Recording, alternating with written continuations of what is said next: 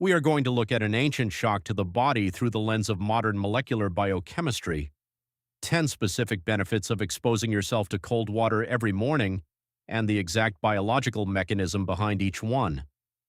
So why in the morning? Because when you wake up, your body is still in a low arousal hormonal state.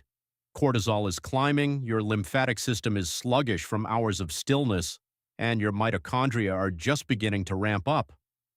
Cold water exposure in that window is not just a habit, it is a precisely timed biochemical intervention.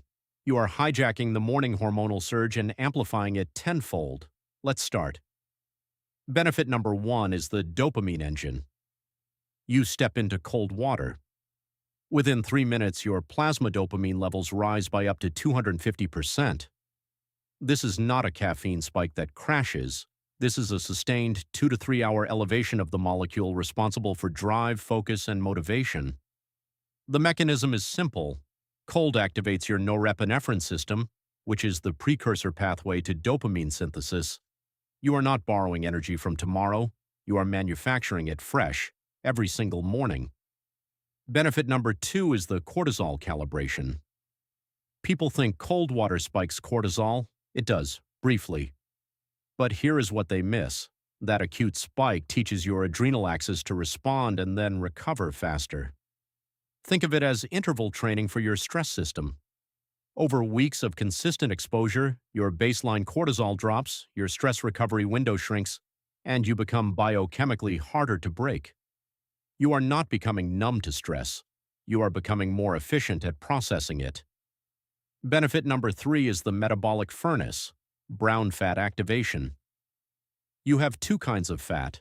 White fat stores energy. Brown fat burns it. Most adults have almost no active brown fat because they live in thermoneutral environments. Offices, cars, climate-controlled everything. Cold water changes that. It activates a protein called UCP1, uncoupling protein 1, inside your brown adipose tissue. This protein forces your mitochondria to produce heat instead of ATP. You are literally setting fat on fire to keep yourself warm. Regular cold exposure grows new brown fat deposits. You are rebuilding a furnace inside your body that most people have let go. Cold. Benefit number 4 is the inflammation extinguisher. Chronic low-grade inflammation is the silent driver behind cardiovascular disease, depression, metabolic syndrome, and accelerated aging. Cold water exposure significantly reduces circulating levels of inflammatory cytokines, specifically IL-6 and TNF-alpha. The mechanism involves the activation of the vagus nerve, which downregulates the inflammatory cascade in your gut and your blood vessels. Athletes have known this for decades. That is why they sit in ice baths. They are not just managing soreness, they are resetting their inflammatory baseline. Benefit number 5 is the lymphatic pump. Your lymphatic system has no heart. It depends entirely on muscle contraction and pressure changes to move. When you enter cold water, your blood vessels constrict sharply. When you exit, they dilate. This alternating compression and release is a mechanical pump for your lymphatic channels. You are manually flushing the cellular garbage, dead proteins, pathogens, metabolic waste, out of your tissues and toward your lymph nodes for elimination. A 10-minute shower contrast protocol does more for your lymphatic drainage than 2 hours of passive rest. Benefit number 6 is the mood architecture, natural antidepressant effect. This is the one the pharmaceutical industry does not want to discuss. Cold water triggers a massive release of norepinephrine in the brain, up to 300% above baseline according to research from Virginia Commonwealth University.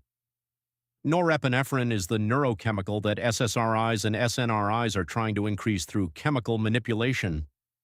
Cold water does it directly, immediately, and without side effects or dependency.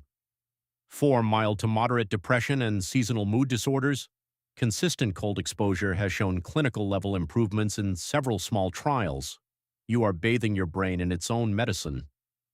Benefit number 7 is immune system hardening.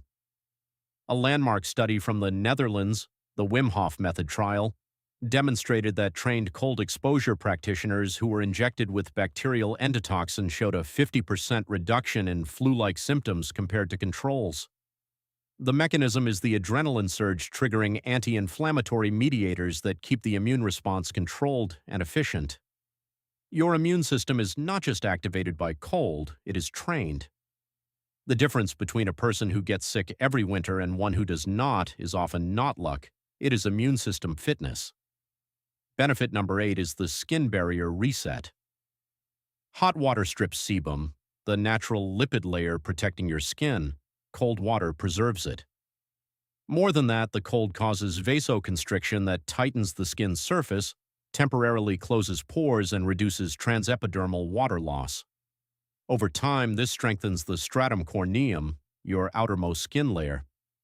The result is skin that is less reactive, less inflamed, and better at defending against environmental aggressors. If you have redness, eczema flares, or sensitive skin, the hot morning shower may be one of your largest daily triggers. Switch to cold. Watch what happens.